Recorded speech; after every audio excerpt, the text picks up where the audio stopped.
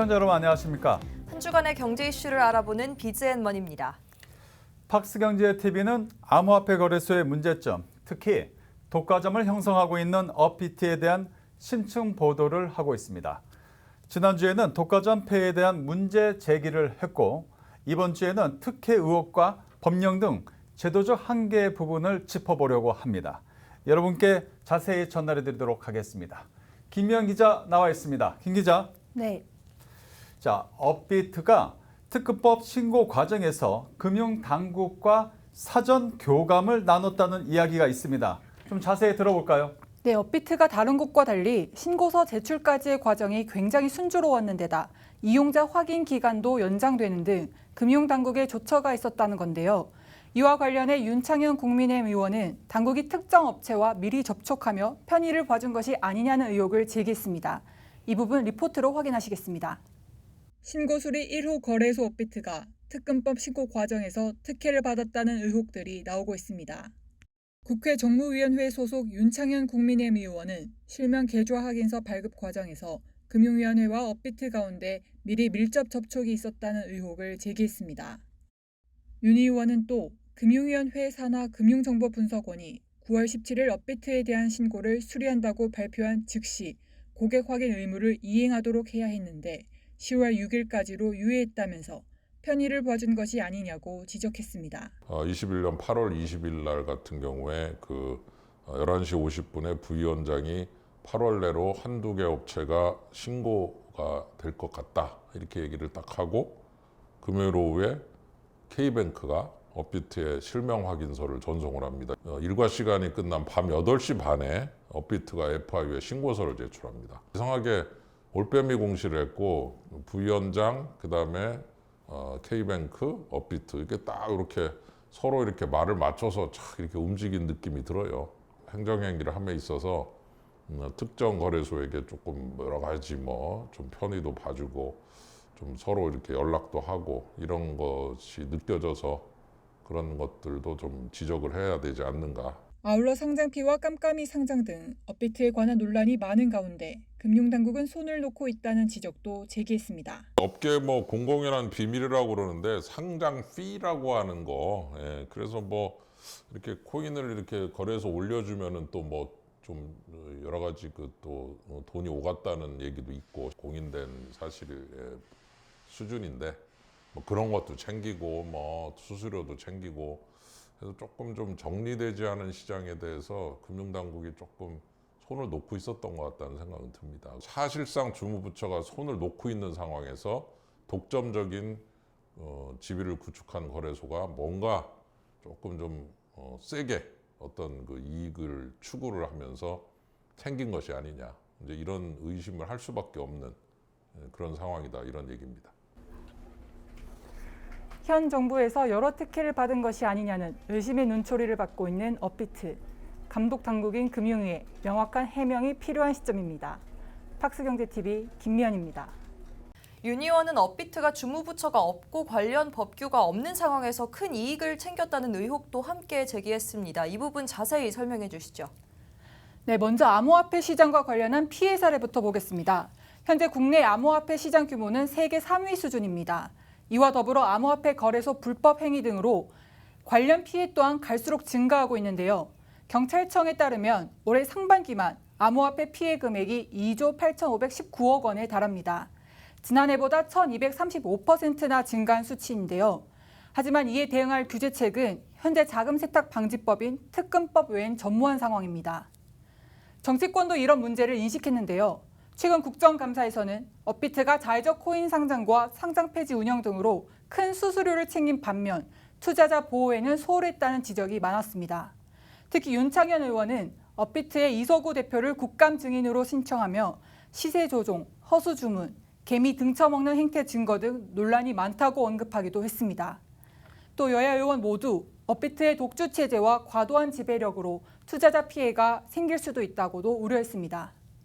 암호화폐 거래소의 불법 행위를 방치해서 투자자 피해가 커지고 있다는 얘기인데요. 이를 해결할 수 있는 방안은 없는지 궁금합니다. 네, 이를 두고 최근 국회에서는 암호화폐 과세와 관련한 토론회가 열렸는데요. 이날 전문가들은 암호화폐 투자 수익에 과세를 하기 이전에 먼저는 암호화폐 거래소의 불공정 행위를 근절할 수 있는 제도가 필요하다는 의견을 제시했습니다.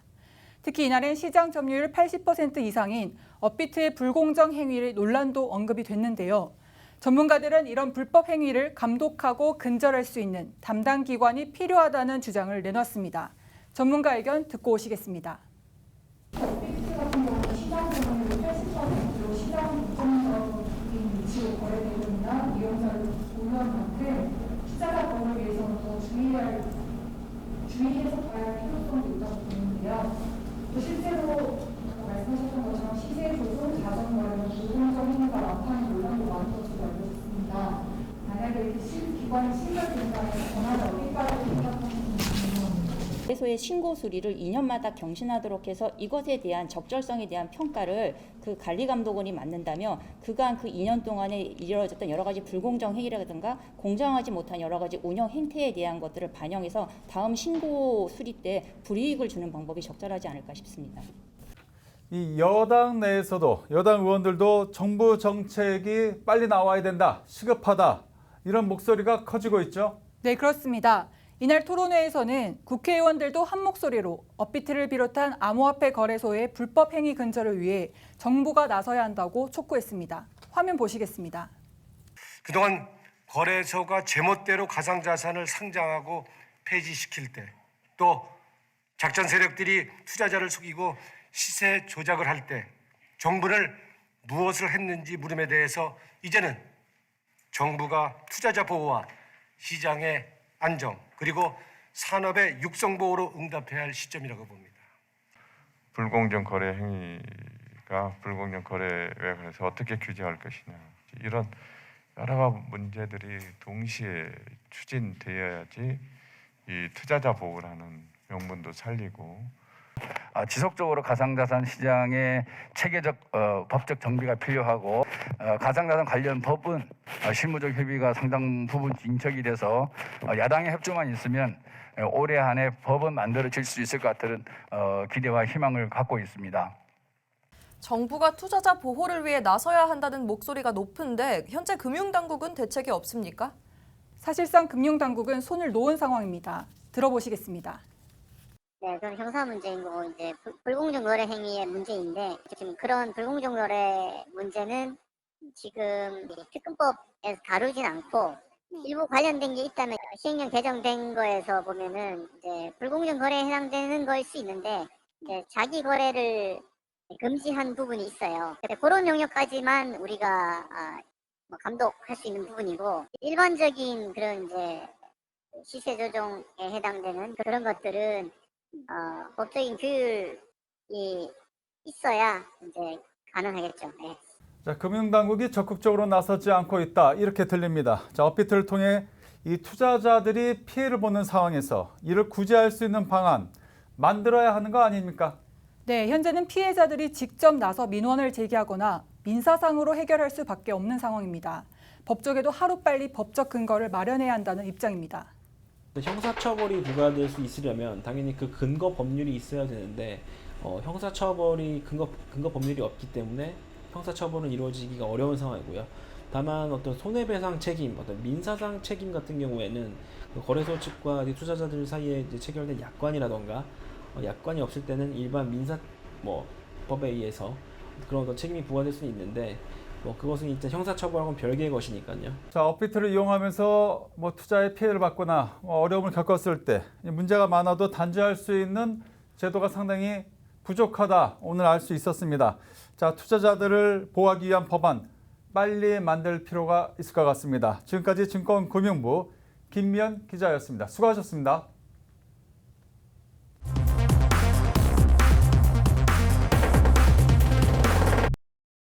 부동산 소식을 전해드리겠습니다. 이 준공 20년 된 반포푸르지오 아파트가 리모델링을 추진하고 있습니다. 내년 초에는 조합을 설립한다는 계획인데요. 이유가 뭘까요? 현장을 이정헌 기자가 취재했습니다. 준공 20년 차를 맞은 반포푸르지오 아파트가 리모델링 사업 주민 설명회를 열며 조합 설립에 속도를 내고 있습니다. 반포푸르지오는 9호선 신반포 역세권에 위치한 단지로 현재 237세대가 거주 중입니다. 단지 주변으로는 2016년 입주한 아크로 리버파크를 비롯해 원베일리, 원펜타스 등 반포지구 재건축 단지들로 둘러싸여 있습니다. 반포동 전체를 아우르는 구역에서 재건축, 재개발이 활발히 진행되는 가운데 반포 푸르지오도 리모델링을 통한 변화의 돛을 올린 것입니다. 반포 푸르지오는 지난 9월 새로운 추진위원회가 구성된 후 주민 60%의 동의를 확보하며 사업 추진에 박차를 가하고 있습니다.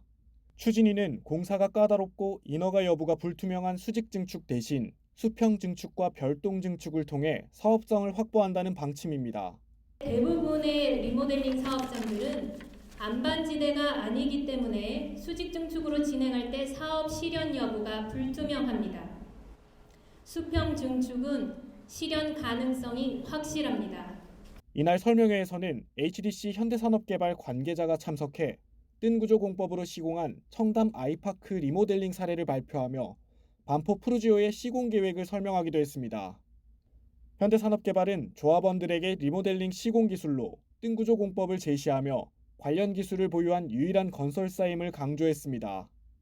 지금 현재 소유주들을 상대로 조합 설립 동의서를 취합 중이며 내년 초까지 조합 설립을 목표로 하고 있습니다.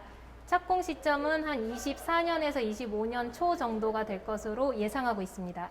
반포 푸르지오는 리모델링 사업 완료 시 기존보다 29세대 늘어난 266가구 단지로 새롭게 탈바꿈할 예정입니다. 이번 추진위가 조합 설립의 문턱을 넘어 신반포 변화의 흐름에 합류할 수 있을지 주목됩니다. 팍스경제TV 이정원입니다. CJ CGV가 백신 패스관을 운영하며 코로나19로 움츠린 극장 정상화에 시동을 걸었습니다. 단계적 일상 회복을 위한 정부의 코로나19 방역 체계 전환에 따른 조치인데요. CGV는 위드 코로나 시행으로 많은 관객들이 가벼운 발걸음으로 극장을 찾을 것으로 기대하고 있습니다. 박주연 기자입니다. 영화관 객석에서 서로 뛰어앉지 않아도 됩니다.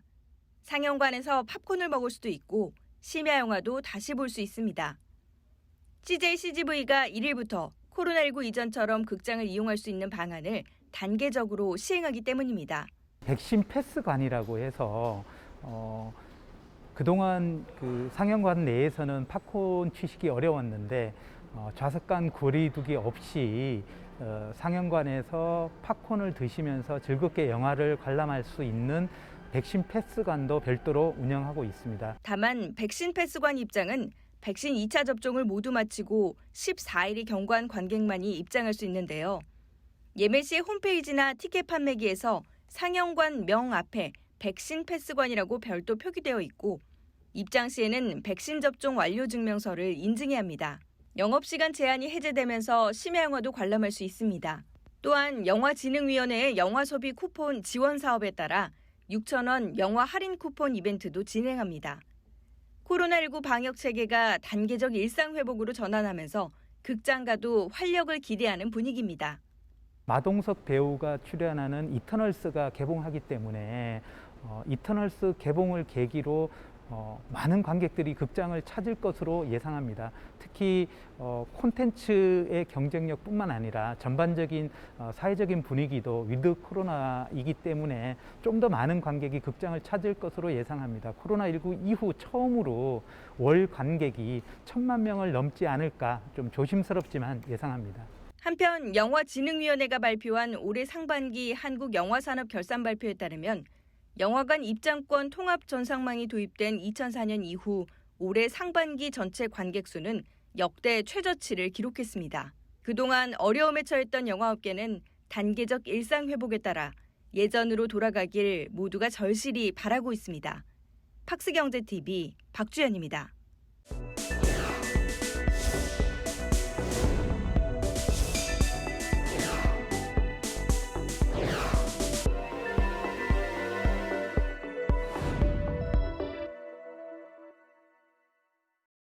자, BGM머니 초대석입니다.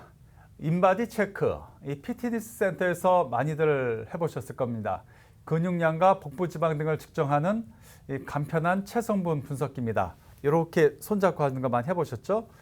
이 제품군이 다양해서 병원에서는 전문 의료기기로도 공급이 되고 있습니다. 그 인바디가 우리나라 기업이 만든 제품이라는 걸 아시는 분들 그리 많지 않을 듯합니다. 이라미 인바디 부사장을 김효선 기자가 만나봤습니다. 체성분을 분석해 개인별 맞춤형 건강관리를 할 수 있도록 돕고 있는 인바디. 인바디가 코로나19를 계기로 시장 확대에 적극적으로 나서고 있습니다. 체성분 분석에 생소했던 때 인바디 해봤니라는 새로운 유행어를 만들어내며 국내 체성분 분석기 시장을 홀로 일구오다시피 한 인바디. 인바디의 목표와 전략 지금 공개합니다. 인바디 검사라는 그 인바디가 바로 우리 회사 이름이고요. 체성 분석기 분석하는 회사라고 가장 쉽게는 그렇게 얘기할 수 있을 것 같아요. 사실 체성분 분석이라는 말은 굉장히 생소했고 사람들한테 그게 왜 필요하지 이런 생각도 있었고, 체성 분석이라는 게 사실은 전통적인 방식의 체성 분석기 있긴 했었어요. 미국에서 공부하실 때 거기서 중환자들 관리하고 하시는 걸 보시면서 거기서 옛날 장비들의 기술적인 한계를 보신 거죠. 해서 만든 것이 인바디고, 발로 뛰어다니면서 정말 구전으로 하듯이 해서 만든 회사예요. 그래서 지금 한국에서는 다 정말 인바디 뭔지 아시는 그런 때가 된 거죠. 장비에 대한 알고리즘, 임상 알고리즘이 경쟁력이라고 생각하고요. 또 실제로도 그 연구하시는 분들이나 병원에서 사용을 하실 수 있다는 것 자체가 증거라고 생각하고 있고요. 예전부터 계속 데이터가 누적돼 있다는 것. 그게 사실은 근시일 내에 따라올 수 없는 우리만의 경쟁력인 것 같아요. 그래서 그 부분을 더 활용하는 부분에 대해서 앞으로 더 발전시키려고 하고 있고요. 사실 저희가 인바디 다이얼 해가지고 한 가지 모델밖에 없었어요. 그리고 어떤 면에서는 가정용 사업에 크게 집중하지 않은 것도 사실이고요. 근데 그렇게 크게 집중하지 않았는데도 계속 성장하는 걸 보면서 되게 가능성을 많이 봤고, 그래서 이쪽 부분에 대해서 우리가 더 선택의 폭을 넓혀야겠다. 가격대도 그렇고 기능적으로도 그렇고, 코로나 상황이 우리한테는 너무 큰 아픔이었지만 사람들이 굉장히 온라인으로 상담받고 하는 것에 대해서 너무 친숙해진 거죠. 그래서 그거와 발맞춰서 기저질환이 있으신 분들, 고혈압이나 뭐 당뇨나 문제가 좀 있으신 분들 같은 경우에 가정에서 고사양으로 확인을 받고, 그다음에 이제 병원에 가서 의사 선생님들한테 평소 체성분, 체수분의 변화를 같이 상담할 수 있는 시스템을 만들려고 기획을 하고 있어요. 그러니까 어떻게 보면 넓은 범위에서 원격 의료 비슷하게 하는 걸 수도 있는, 그래서 그런 사업들을 진행을 하려고 하고 있고, 실제로 해외에서도 그런 시범 사업들이 일어나고 있고요. 지금 저희가 해외 매출이 거의 80% 이상 되는 상황이고요. 근데 회사 전체에서 해외가 차지하는 비중이 80%라고 하지만 한국 시장이랑 이렇게 비교해서 보면 저는 아직 한 10%도 하지 않았다, 이런 느낌을 가지고 있거든요. 일단은 해외 시장에서도 이름을 많이 키우는 것이 목표라고 할 수 있고요. 외국 병원들이 나 인바디 알아, 그 장비 되게 좋아, 근데 메이드 인 코리아래, 이렇게 말할 수 있는 그 날이 오게 하기 위해서 열심히 일하고 있습니다. 전국 반나절 생활권을 가능케 한 교통수단, 무엇이 생각나시나요? 바로 KTX입니다. KTX 고속철도망이 이젠 지방 중소도시까지 연결되면서 역세권 주변 도시 개발 사업도 활발히 진행되고 있는 모습입니다. 신진주 역세권 우미린을 이정원 기자가 취재했습니다. 전국 각지를 빠른 속도로 이어주는 KTX. 이젠 주요 광역시를 넘어 지방까지 노선이 확충되면서 역세권을 중심으로 한 신규 공급도 이어지고 있습니다. KTX는 2004년 경부선 호남선 개통을 시작으로 현재 경전선, 전라선, 강릉선, 중앙선까지 운행 중입니다. 이 중 경전선 KTX는 2012년 복선 전철화 사업으로 진주까지 연장됐으며 서울까지 3시간이면 접근할 수 있게 했습니다. 진주역은 고속선 개통에 맞춰 강남동 구역사 영업을 종료하고 가좌동 시대를 열었습니다. 도시의 주요 거점인 기차역이 이전하면서 이에 따른 새로운 도시개발 사업도 한창입니다. 신진주 역세권 도시개발 사업지구는 주거, 상업, 공원, 학교 등 기반시설이 조화된 복합주거단지로 조성 중이며 개발 완료 후에는 진주의 신주거타운으로 거듭날 전망입니다. 이러한 가운데 신진주 역세권 생활인프라를 가까이에서 누릴 수 있는 주거단지가 공급에 나서 관심이 집중되고 있습니다. 단지는 지구내 유치원과 초등학교가 들어서고 국립경상대학교가 인접해 교육 환경을 두루 갖췄습니다. 또한 진주역을 중심으로 한 중심 상업지구가 위치해 생활 여건도 편리합니다. 획기적인 시간 단축으로 교통혁명을 일으킨 KTX가 지방 부동산 시장에서도 일대 격변을 예고하고 있습니다. 쾌속 교통망을 기반으로 편리한 생활 인프라까지 갖춘 이 단지가 진주 분양시장의 새로운 타이틀을 가져갈 수 있을지 주목됩니다. 팍스경제TV 이정원입니다. 이른바 20년 먹거리로 불리는 반도체를 확보하기 위해 전 세계가 기술력을 끌어올리는 데 집중하고 있는데요. 이러한 기술력을 엿볼 수 있는 반도체 대전이 코엑스에서 열렸습니다. 우리 기업들도 많이 참가했는데요. 현장에 이영선 기자가 다녀왔습니다. 국내 반도체 산업을 이끌고 있는 삼성전자와 SK하이닉스가 K반도체의 저력을 보여줬습니다. 삼성전자는 올 3분기 반도체에서 10조 600억 원의 영업이익을 올렸는데 이는 전체 실적의 60% 이상을 차지하는 실적이었습니다. 매출은 26조 4,100억 원으로 3분기 기준 매출에서 2분기 연속 미국 인텔을 제치고 글로벌 반도체 업계 1위 자리를 지키게 됐습니다. SK하이닉스도 같은 기간 4조 1,718억 원의 영업이익을 냈는데요. 이는 종전 최고 실적이었던 2018년 4분기 4조 4,301억 원에 육박하는 역대 두 번째 규모의 호실적이었습니다. 매출은 11조 8,053억 원으로 창사 이래 최대 분기 매출이었습니다. 이러한 호실적은 두 회사의 차별화된 반도체 기술력 덕분이라는 게 업계 평가입니다. 두 회사는 이미 전 세계에서 가장 앞선 기술력을 보유한 반도체 회사로 평가를 받고 있는데요. 최근 두 회사의 기술력을 직접 확인할 수 있는 반도체 대전이 코엑스에서 열렸습니다. 삼성전자는 부스를 꾸려 최근 개발에 성공한 AI 반도체인 HBM PIM을 공개했는데요. HBM PIM은 메모리 반도체와 시스템 반도체가 결합된 형태로 AI 가속기 시스템을 구축할 수 있는 고성능 메모리 반도체입니다. 삼성전자에 따르면 HBM PIM을 탑재할 경우 기존 고대역폭 메모리 툴을 이용한 시스템 대비 약 2배 이상 성능을 높일 수 있습니다. 경쟁사인 SK하이닉스도 AI 반도체인 사피온 X220을 공개했는데요. 사피온 X220은 SK텔레콤과 개발한 데이터 센터용 AI 반도체로 기존 CPU 대비 딥러닝 연산 속도가 1.5배 빠르기 때문에 데이터 센터 적용 시 데이터 처리 용량이 1.5배 증가하게 됩니다. 4차 산업시대를 맞아 더욱 중요성이 커진 반도체를 확보하기 위한 각국 간 패권 경쟁이 심화되고 있는 가운데 국내 대표 반도체 기업인 삼성전자와 SK하이닉스의 기술 경쟁력 확보 움직임도 더욱 분주해지는 모습입니다. 팍스경제TV 이영선입니다. 의료기술의 정보통신기술, 즉 ICT죠. 이것을 접목시킨 디지털 헬스케어가 일상생활에 빠르게 접어들고 있습니다. 이 코로나19 이후 비대면 상담이나 온라인 진료 등이 더 이상 낯설게 느껴지지 않게 된 건데요. 라이프 시멘틱스 송승재 대표는 디지털 헬스케어 산업이 더욱 발전하려면 더 많은 정보 교류와 관련 법안 개정이 이루어져야 한다고 주장했습니다. 김효선 기자가 송 대표를 만났습니다. 시간과 공간의 제약을 받지 않고 언제 어디서든 편하게 의료 서비스를 받을 수 있다면 최적의 의료 환경이라고 할 수 있을 겁니다.